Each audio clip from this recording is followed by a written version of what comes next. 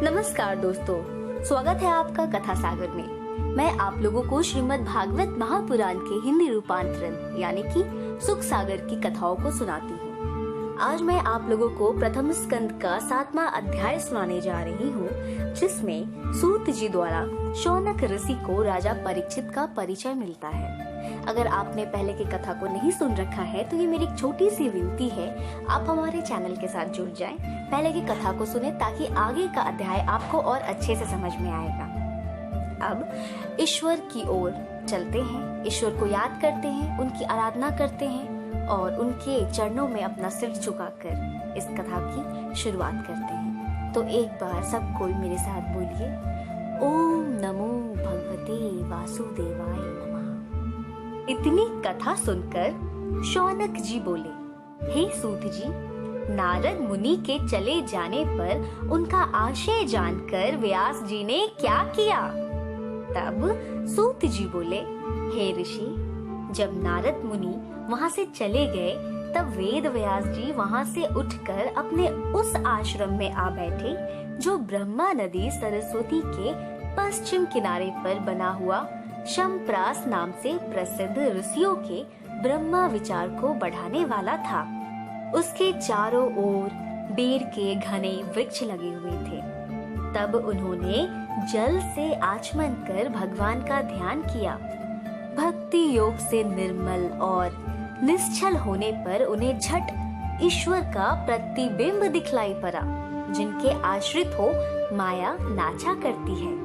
परंतु वह माया इतनी कठिन है कि वह सांसारिक जीवों को नचाती रहती है, जिससे अलग रहकर भी जीव अपने को त्रिगुण स्वरूप मानता और उसके द्वारा किए हुए अनर्थ से कर्ता बन जाता है।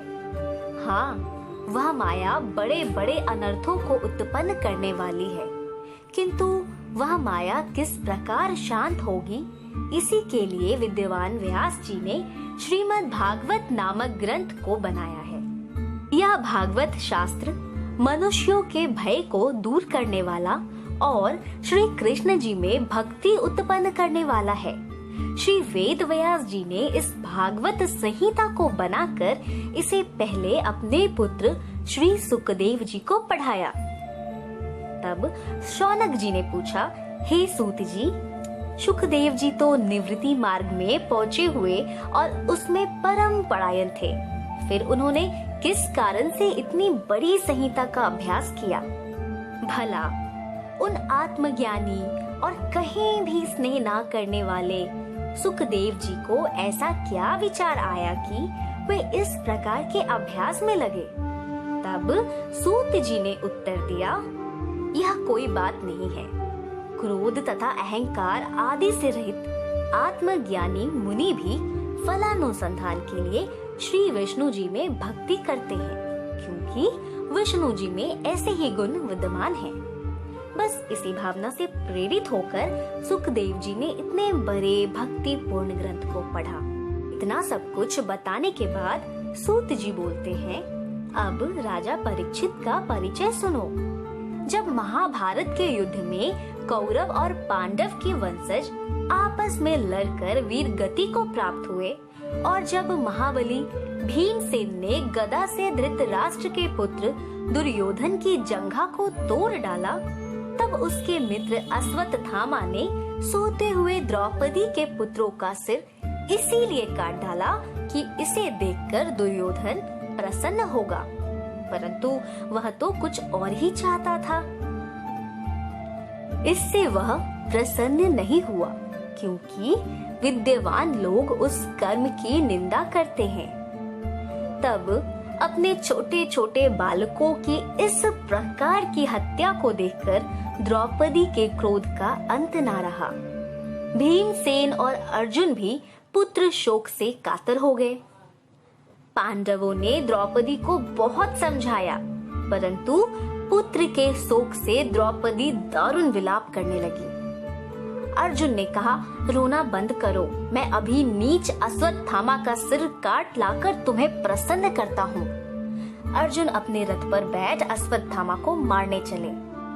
जब अश्वत्थामा ने देखा कि अर्जुन मुझे मारने आ रहा है, तो उसने अर्जुन पर ब्रह्मास्त्र का प्रयोग किया। सारा संसार जलने लगा। अर्जुन भी उससे तप्त होने लगे। तब उन्होंने अपने मित्र और सारथी श्री कृष्ण जी से कहा, हे महाभाग, हे कृष्ण, आवागमन में जलते हुए प्राणियों के कलेश का नाश करने वाले एक आप ही हैं। आप प्रकृति से परे और साक्षात ईश्वर हैं। आप वह आदि पुरुष हैं जो अपनी चैतन्य शक्ति से माया को पृथक करके केवल परमात्मा स्वरूप में स्थित रहते हैं। आप अपने पराक्रम से हम समस्त जीवों का दुख दूर कर धार्मिकों को कल्याणमय फल देने वाले हैं।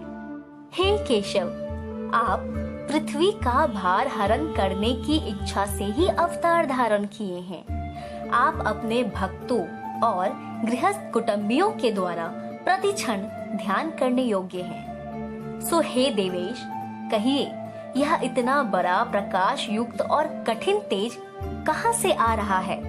इसे मैं नहीं जानता हूँ। अर्जुन के ऐसा पूछने पर श्री कृष्ण जी ने कहा, हे अर्जुन, यह अपने प्राणों को संकट में पड़ते देखकर अश्वत्थामा ने ब्रह्मास्त्र चलाया है, परंतु वह इसे लौटाने की शक्ति नहीं रखता। अतः तुम इसका संहार करो। सूत जी कहते हैं, जब श्री कृष्ण जी ने ऐसे कहा, तब शत्रुओं का नाश करने वाले अर्जुन ने आचमन करके पहले जनार्दन श्री कृष्ण जी की प्रदक्षिणा की, फिर ब्रह्मास्त्र का नाश के लिए ब्रह्मास्त्र का प्रयोग किया। दोनों अस्त्र आपस में टकरा गए। सारा संसार हलचल में पड़ गया। बड़े बड़े उत्पात होने लगे। तब श्री कृष्ण जी की बतलाई युक्ति से अर्जुन ने दोनों अस्त्रों को खींच लिया। चारों ओर शांति छा गई। तब पुत्र शोक से परम क्रोधी अर्जुन ने झपट कर अश्वत्थामा को पकड़ लिया, फिर उसे रस्सियों से बांधकर द्रौपदी के पास लाए। जब चाहा कि सिर काट डाले, तब द्रौपदी को दया आ गई। उसने अर्जुन से कहा, नहीं नहीं, ऐसा नहीं कीजिए। ब्राह्मण का पुत्र तुम्हारे वध करने योग्य नहीं है। फिर तुम्हारे गुरु द्रोणाचार्य का एक ही पुत्र है। इसके मारे जाने से इसकी माता को बड़ा कष्ट होगा।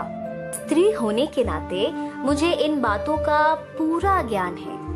भीमसेन ने कहा, नहीं नहीं, ऐसे आतताई को तो मार डालना ही अच्छा है। इस नीच ने जो निंदनीय कर्म किया है, इस कारण इसके जीवन का अंत कर देना ही उचित है।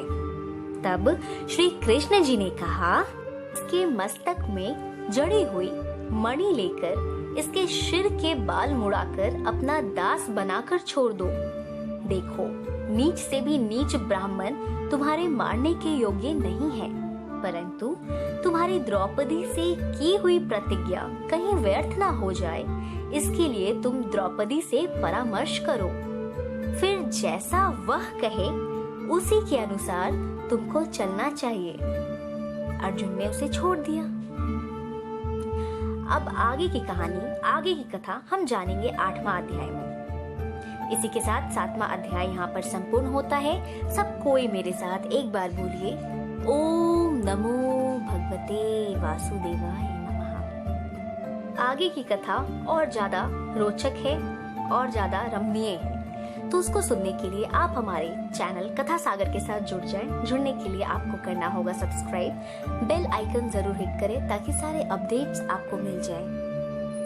अब अपना ध्यान रखें, अपने घर वालों का ध्यान रखें, अपने आस पड़ोसियों का ध्यान रखें। और एक चीज और मैं कहना चाहूंगी, वो ये कि अच्छी अच्छी बातों को खुद तक सीमित ना करें, बिल्कुल भी खुद तक सीमित ना करें। अच्छी अच्छी कथा, अच्छी अच्छी बातें, धर्म की बातों को आप दूसरों तक भी जरूर पहुंचाएं। और कैसे पहुंचाएंगे? करना कुछ नहीं है, शेयर पे क्लिक करना है और आप व्हाट्सएप पे भी इसे अपने सगे संबंधियों के साथ शेयर कर सकते हैं। तो वीडियोस को शेयर करते रहें, धर्म की बातें, अच्छी बातों को शेयर करते रहें, क्योंकि बहुत कम लोग होते हैं जो इन सारी बातों को जानते हैं। तो खुद ना जाने, सबको जानवाएं, सबको बतलाएं और इसी के साथ अब मैं आप लोगों से लेती हूँ विदा। फिर मिलूंगी जल्द ही 8वें अध्याय के साथ और आगे की कहानी जानूंगी कैसे क्या हुआ। तब तक के लिए बने रहे कथा सागर के साथ। ओम शांति, ओम शांति।